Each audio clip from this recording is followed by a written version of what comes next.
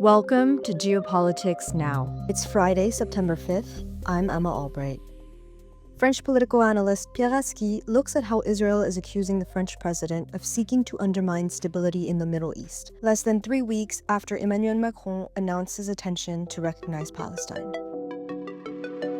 Il reste moins de 3 semaines avant la date fatidique du 22 septembre. We are less than 3 weeks from the fateful date of September 22nd. That's when France will announce that it formally recognizes the state of Palestine. It will take place at the United Nations headquarters in New York, and French President Emmanuel Macron will co-chair a conference on the two-state solution with Saudi Crown Prince Mohammed bin Salman.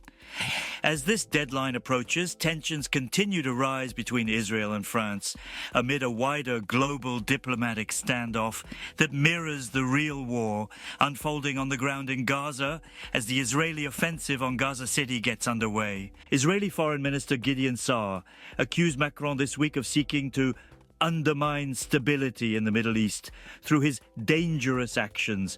The Israeli government is considering possible retaliatory measures, ranging from closing the French consulate general in Jerusalem to annexing all or part of the West Bank. Other countries have also announced their intention to recognize Palestine, but Israeli attacks are mainly focused on France due to its leading role in this matter and its status as a permanent member of the UN Security Council.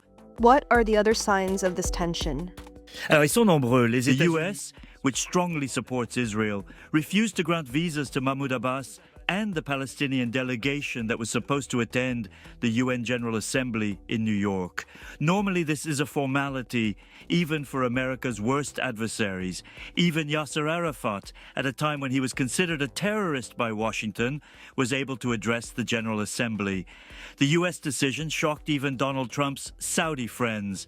Furthermore, the threat of annexation discussed within the Israeli government prompted a warning from the United Arab Emirates, one of the signatories to the Abraham Accords, recognizing Israel. Annexation is a red line for the Emirates, said Abu Dhabi, which has remained fairly discreet so far in the face of Israel's radical war in Gaza. And why this tension? Alors, ceux qui disaient que la décision française... Those who said that France's decision to recognize the Palestinian state was insignificant were wrong. This frenzy shows that, even if symbolic, the commitment carries weight at a decisive moment. The fact that Western states, which also include Belgium, Australia, and perhaps Britain, are taking this step demonstrates the blatant illegality of any plan to drive Palestinians out of the Gaza Strip. A working document leaked to the American press a few days ago showed that the Trump administration was continuing to work on this idea of emptying Gaza of its inhabitants, which is a war crime under international law.